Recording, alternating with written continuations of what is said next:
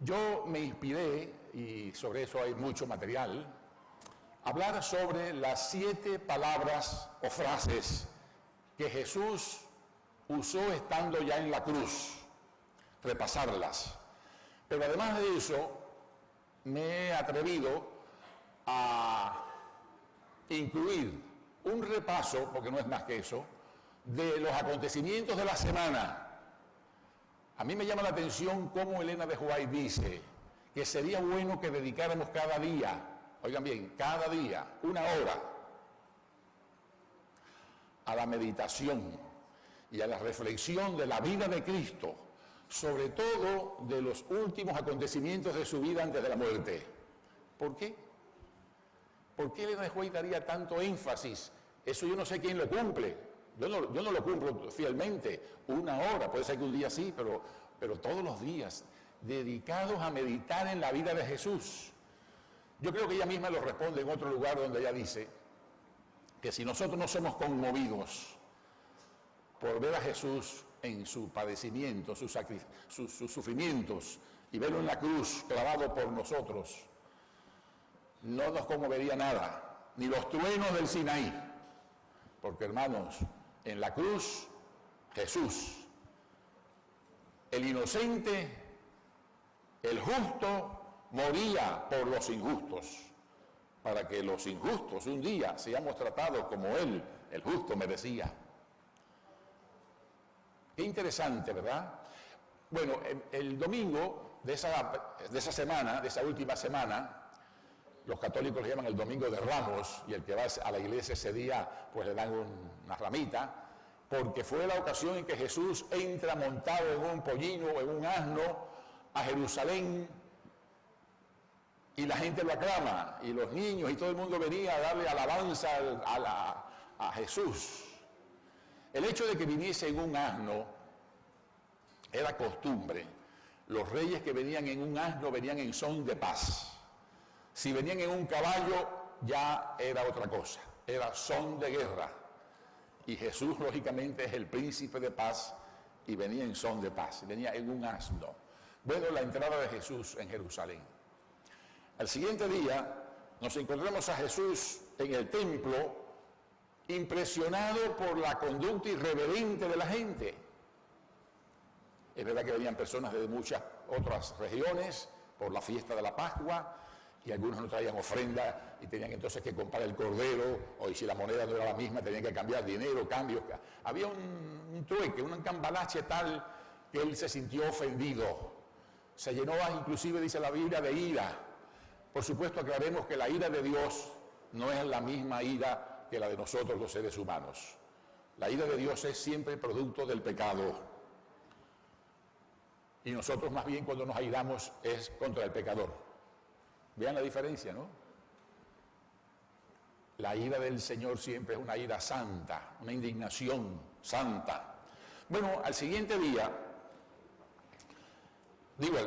ya pasamos del lunes al martes. En el mismo templo Jesús está contestando preguntas que le hacen, y una de las cosas que se encuentra cuando caminaba con los discípulos por aquella comarca es una higuera, y quizás teniendo hambre fue a la higuera a ver si encontraba higos, y la encontró ¿cómo? Seca, sin frutos, y maldijo la higuera, diciendo, como pueden encontrar en el relato bíblico, lo que pasa es que yo no lo puedo leer todo, y pienso hacer en otro tiempo, pero dice, por ejemplo, aquí: nunca jamás nazca de ti fruto. Quizás es una enseñanza de que el Señor espera de nosotros frutos, y algunos llevan fruto, pero otros no llevan nada, y no pueden aspirar a bendiciones, sino todo lo contrario. Los dones, los talentos, hay que usarlos para honra y gloria del Señor. Hay un evangelista, creo que en este caso Mateo, el que señala que se secó al instante. Los otros evangelios dicen al siguiente día, al pasar por ahí, vieron que la higuera se secó. Bueno, no tiene por qué haber problema en esto, porque los que pasaron al siguiente día no estaban en ese momento el día de la ejecución y no lo vieron hasta el otro día. Pero el hecho es que se secó la higuera. Hermanos, no podemos ser cristianos secos, solamente Canseco, de apellido, ¿verdad? Tenemos que ser cristianos ¿cómo? Fructuosos, que demos fruto para la honra y la gloria de Dios. Siguiente día, el miércoles, Jesús descansa un poco, pero en casa de María es ungido por ella. Bueno, María, la hermana de Marta, Marta era una mujer muy ocupada, era una mujer de casa. María era más bien una mujer de la calle, y en la calle pues se complicó la vida fácil. Pero cuando fue perdonada por el Señor, quedó sumamente agradecida, porque a quien más se le perdona, más agradece. Y ahora en la casa de Simón está Jesús, y ella entra con un frasco de alabastro, de perfume, caro, y rompe el frasco en los pies de Jesús para reconocerle y agradecerle. Hubo protestas, claro, siempre surgen las protestas, ¿no? Judas decía, pero oye, eso es un despilfarro, ese dinero se podía haber dado a los pobres, pero él defendió a ella, aquí yo entré y nadie me recibió, pero ella ha hecho esto, lo cual perdurará. Y es verdad, ese relato es conocido desde aquel entonces hasta nuestros días. Y yo pregunto, ¿has tenido tú alguna vez un frasco de perfume en tu intención de agradecer o de ayudar, de agradar a alguien, pero no lo has roto, no lo has derramado, no lo has regalado, no lo has ofrecido, te has quedado con el deseo? Eso pasa a menudo, ¿verdad? La intención puede estar, pero no la llevas adelante. Pero ella rompió el frasco, lo costoso aquello, para ella no era nada lo que ella debía a su Señor. Bueno, en esta ocasión empieza Judas, el preocupado por el dinero, a entrar en negociación con los sacerdotes de aquel entonces para entregarle a Jesús. Y en un regateo en que él no pide, sino más bien le dice, ¿cuánto me van a dar por él? Noten qué bajeza.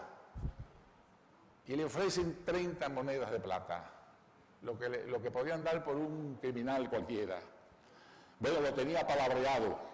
Por fin, al siguiente día, jueves, en el Getsemaní, ya ocurre la traición manifiesta de Judas, en que van a por él. Fue también la ocasión de la cena, la última cena, Santa Cena. Era la fiesta de la Pascua. Y allí Jesús dijo algo que le llamó la atención al grupo. Uno de vosotros me va a entregar. Y empezaron ellos a decir, ¿seré yo, Señor? ¿Seré yo? ¿Cierto? ¿Recuerdan? Así que en un momento dado, cuando se busca a alguien, ¿quién será? ¿Dónde estará? ¿Quién será el culpable? Yo quiero decirles a ustedes en esta mañana, hacer una confesión. Cristo no murió por la influencia de Pilato, ni por los azotes que le dieron, ni los clavos en su cabeza, ni por la lanza del soldado romano que atravesó su costado. A Cristo lo maté yo. Y lo mataste tú. Lo hemos matado nosotros, ¿en qué sentido? Que Él murió por nuestros pecados. Él murió por nosotros. Él ocupó el lugar que teníamos que haber ocupado nosotros. Es nuestro sustituto. Tremendo, ¿verdad? Por eso decíamos al principio que si no nos conmueven las escenas del sacrificio de Cristo en nuestro favor, en la cruz del Calvario, no nos conmoverá nadie. Nadie. Saben que en el Getsemaní, Jesús como humano estuvo no vacilante, sino que estaba angustiado. Fue cuando sudó gotas de sangre. Y le dijo a Jesús en oración, Señor, si es posible, pasa de mí esta copa, pero no como yo quiero, sino como tú. Hace unos años, estando aquí en la Unión de Secretario, se me presentó la oportunidad de visitar Israel por un plan que existía aquí en una agencia por aquí cerca, de enviar a los líderes religiosos subvencionados, o sea, a un coste muy económico, para que vieran Israel y fomentaran después grupos para llevarlos a Israel. Y yo fui con un grupo de distintas denominaciones, entre ellos 3 sacerdotes católicos, otro evangélico también, y antes de salir, la misma agencia nos distribuyó responsabilidades como religiosos para que en distintos puntos del recorrido que íbamos a hacer tuviésemos una reflexión.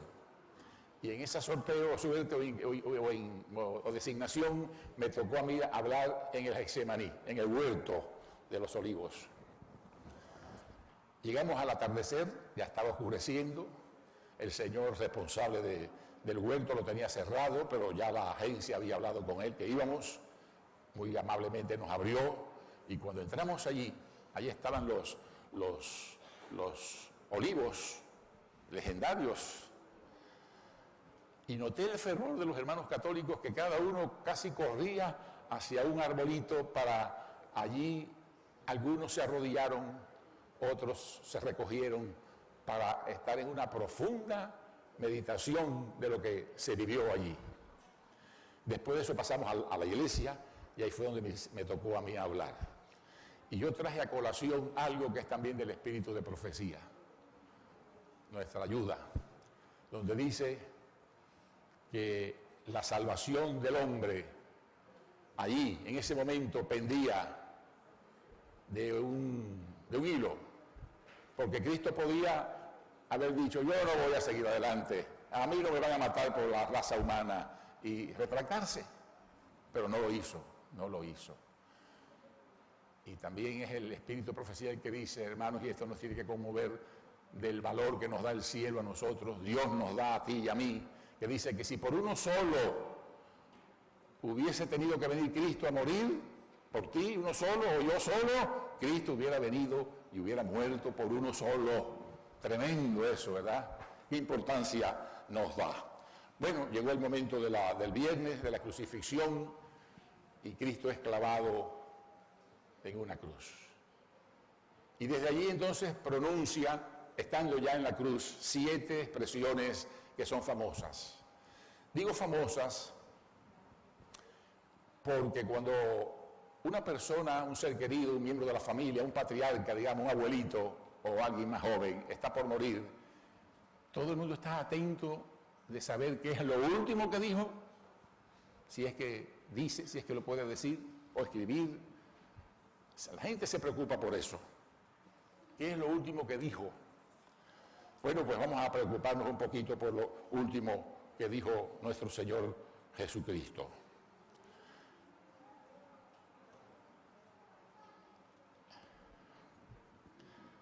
El Gólgota, a las afueras de Jerusalén, también llamado el Calvario,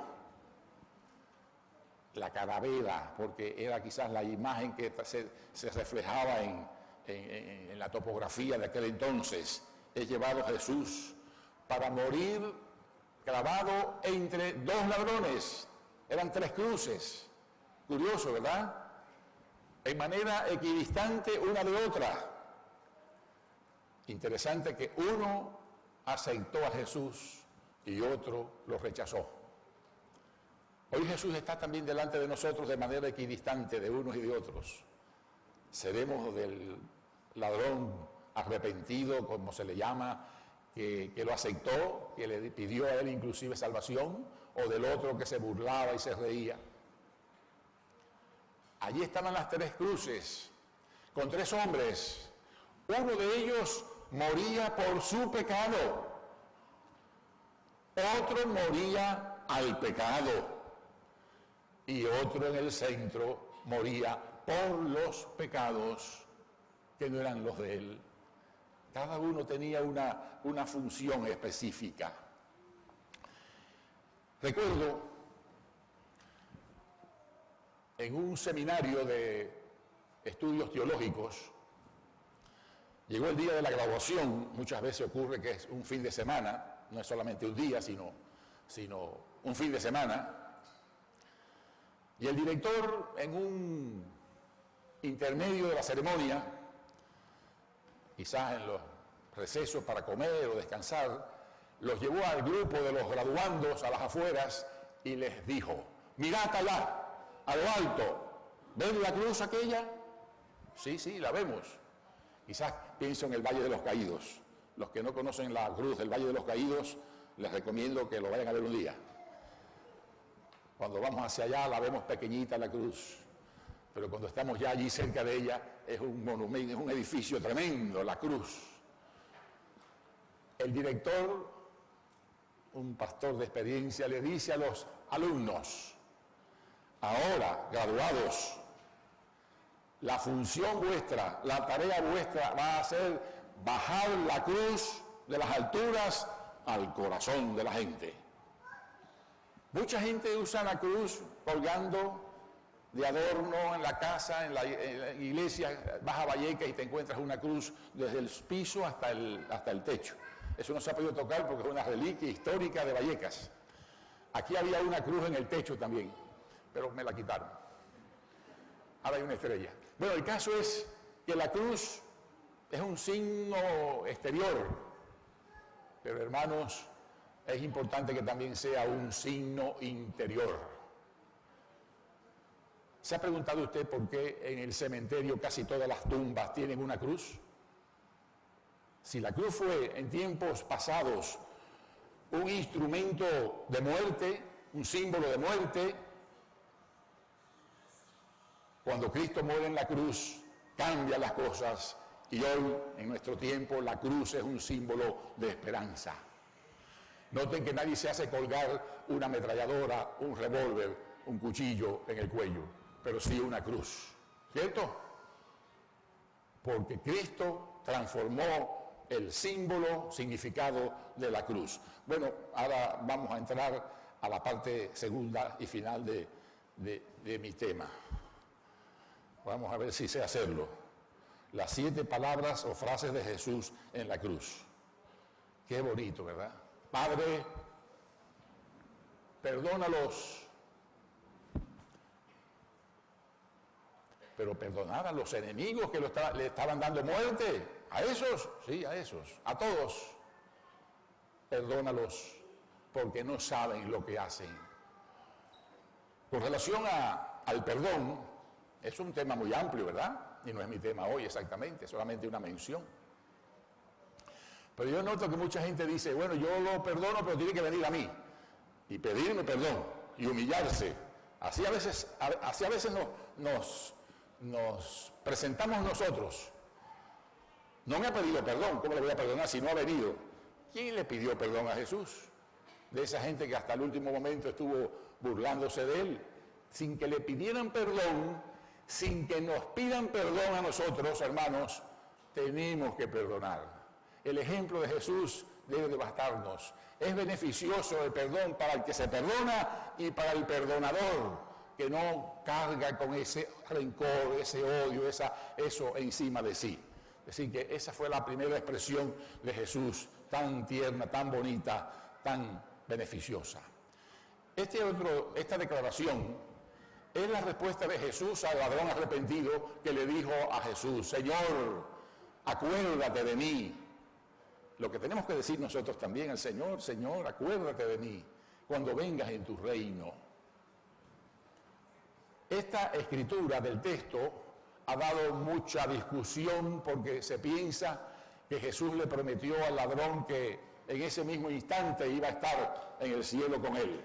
Pero Jesús no fue al cielo en ese momento, fue a la sepultura.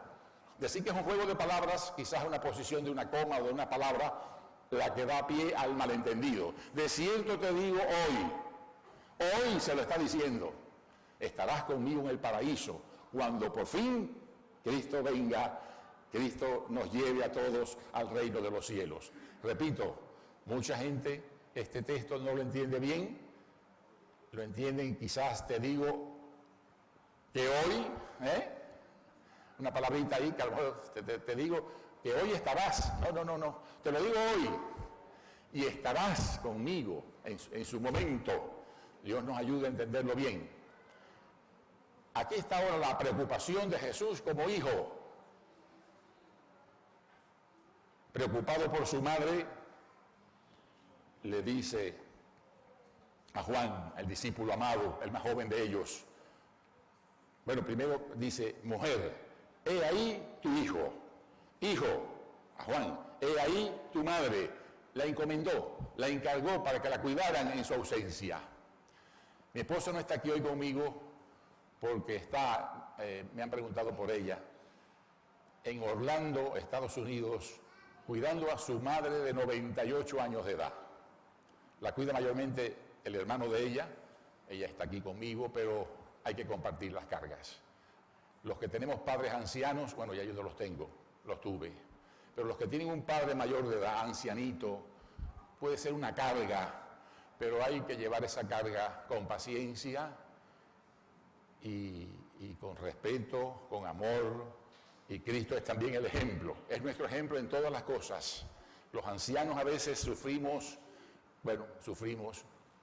ya lo empiezo a sufrir, un sentimiento como de apartamiento, de arrinconamiento, ¿no? De que se nos aparta para que la juventud vaya adelante. Y hermanos, los adultos y los ancianos también tienen sus aspiraciones, sus deseos, tienen sus dones.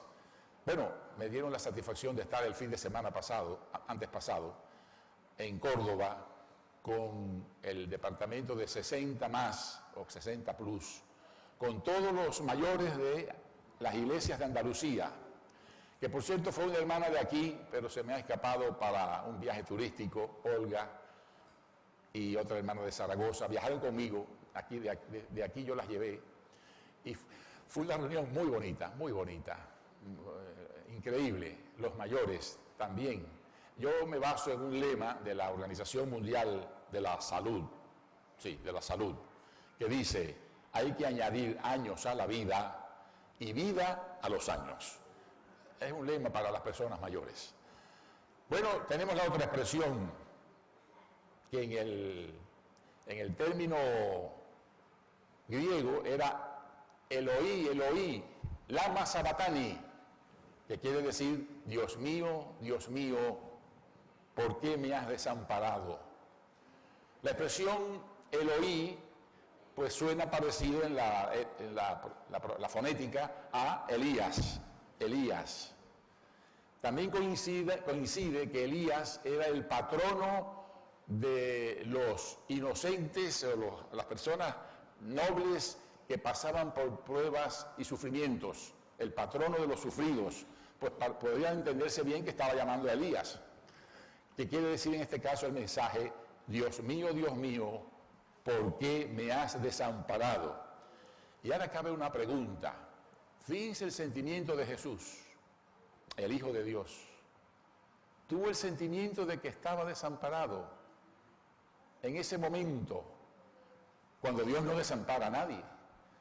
Pero el Padre, cuando llegó el momento dado de que la muerte iba a caer sobre su Hijo, no podía soportar aquello y dobló la cabeza, y fue el sentimiento de Jesús de que el pecado lo separaba de su Padre. Pero hermanos, ese sentimiento, como lo expresaba una señora que tuvo una inspiración y en forma de queja, ella tuvo como un sueño, lo narra una poesía llamada Las Huellas. ¿Recuerdan las huellas? La señora va por la orilla del mar, en la arena, pero ve las huellas de ella y las huellas de Jesús que le acompañan en su vida. Pero observa con cuidado que en unos momentos dados no aparecían las huellas de Jesús, solamente las de ella, pensaba ella, pero eran los momentos más difíciles de su vida. Entonces decía, Señor, ¿por qué me abandonaste? ¿Por qué en los momentos difíciles de mi vida veo que solamente hay un par de huellas? Entonces Dios le dice, no, hija, no lo estás entendiendo bien. Cuando ves un solo par de huellas, no son las tuyas, son las mías. Es entonces cuando te llevo en mis manos cargada. Solamente las huellas de Jesús ella iba cargada en los momentos más difíciles. Pero bueno, el sentimiento humano lo han tenido los grandes hombres del pasado, Elías, Job, desánimo. Y Jesús, quizás no desánimo, pero se expresó así. Pero Dios no desampara a nadie, claro que no. Tengo sed, también dijo Jesús. Estaba sangrando, estaba cansado, y fue cuando le acercaron un recipiente con vinagre, pensándose que de esa manera iba a adormecerse sus dolores. Pero hermanos, él apenas probó, y eso fue una expresión que él dijo desde la cruz. Y en la penúltima frase de Lucas 19:20, Jesús dijo, consumado es, lo que podría traducirse como hecho es, acabado, he acabado la misión que me diste, Señor. Y aunque estaba a punto de morir, hay evangelios que unen esta con la expresión de que enseguida entregó su espíritu y murió, aunque algún evangelio la separa, y yo la voy a mostrar separada ahora, pero es la expresión quizás de un militar, cuando un superior le ha encomendado una tarea y él viene después de la tarea, cansado, herido, como quiera, y dice, misión cumplida. Esa frase es muy usual, ¿verdad? Misión cumplida. Jesús había terminado la misión hasta el final.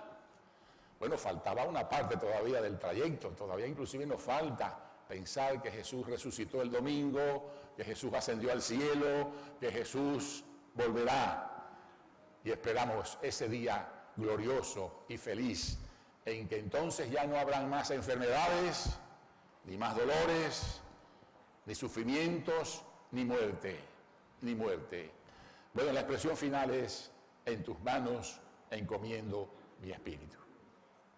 ¿Qué mejor que encomendarse a las manos de Dios? ¿Saben que en mi experiencia pastoral he conocido casos de personas que han fallecido en la iglesia? En un culto, a alguien le ha entrado ahí una sirimba y ha muerto en un culto. Conozco un caso, viene a mi mente, de alguien enfermo en un hospital. Le dice a su enfermera de cabecera, señorita, por favor, ayúdeme a bajarme de la cama. Quiero orar a mi Dios de rodillas. La enfermera no lo entendía mucho, pero lo ayudó. El hombre se baja de la cama, ella lo ayuda a que se arrodille y él allí empieza a orar a su Dios. Ella se ausentó, pero cuando volvió al poco rato, el hombre había muerto, de rodillas. La enfermera era testigo, era consciente de que él había querido que se le bajara para orar a su Dios. ¿Qué mejor? No sé cuál es la mejor muerte que existe, yo no puedo, eso no es fácil decirlo así, pero por lo menos en las manos de Dios encomiendo mi espíritu. A veces la muerte se presiente, Hay enfermos que la ven acercarse, sienten que ya le queda poco, es la hora de entregarse a Dios. Y los que no la sienten ni presienten, deben de saber que la muerte es una sorpresa, que es un visitante indeseado, pero que todos podemos recibir en cualquier momento y sentir el toque en nuestra casa para llevarse a un ser querido o a nosotros. Queridos hermanos,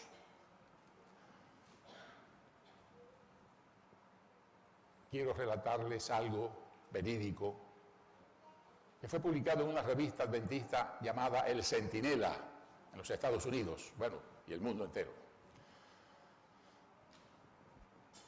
Una niña de 6 o 7 añitos en Londres se desprende de los brazos de sus padres y se ve perdida en el centro de Londres, en un comercio. Y lloraba y por fin alguien la trataba de ayudar hasta que llegó la policía y se hizo cargo de ella. Y los policías trataban de sacarle a la niña donde vivía, si sabía algún teléfono, ayudarle. Y un policía le dice, ¿tú vivirás cerca del monumento del almirante Nelson? No, seguía llorando la niña, no le era familiar. ¿Y tú ¿Vivirías cerca? ¿Te suena? ¿Te es familiar el edificio, el monumento, el edificio de la música? Era como un conservatorio, algo así, destacado allí en Londres. No, seguía la niña llorando. Por último le pregunta el policía, ¿y tú te es familiar? ¿Tu casa estará cerca del monumento de la cruz? Era algo como el Valle de los Caídos. Ahora la niña deja de llorar, abre los ojos así con un cambio de semblante y le dice, sí, lléveme por favor hasta la cruz, que de allí yo llegaré a mi casa. Ella asociaba el monumento con su casita cerca. Y hermanos, todos nosotros también es bueno que hoy al salir de aquí, en un día como hoy, sábado, en que el Señor descansó, y mañana domingo recordar que resucitó, que tengamos un concepto digno del concepto que debe de tenerse de la cruz, más que exterior, en el interior nuestro. Y que de la cruz, si vamos a la cruz y estamos cerca de la cruz, estaremos también cerca de ¿qué? De nuestra casa, de la casa que esperamos todos tener con Jesús en el reino de los cielos. Que el Señor nos bendiga a todos en esta mañana, es mi sincero deseo y oración. Amén. Oremos. Señor nuestro Dios, Señor nuestro Padre, gracias te damos en esta mañana por Jesús nuestro Redentor, que fue capaz de vivir una vida santa, piadosa y llegar hasta el final muriendo por nosotros. Ayúdanos a valorar ese sacrificio, que no sea en vano, que lo consideremos siempre, que lo agradezcamos y que vivamos para servirte a ti también en todo lo que podamos, ayudando a otros. La cruz tiene dos tramos, dos peldaños, uno vertical y uno horizontal. El tramo horizontal quizás nos une con nuestros semejantes y el tramo vertical nos une contigo en el reino del cielo. La cruz une la tierra con el cielo, une a los pecadores con su Salvador. Señor, que al salir de esta casa no dejemos tu presencia, que tu bendición, que el Espíritu Santo nos siga acompañando en el resto del día. Te lo agradecemos y pedimos por Jesús. Amén.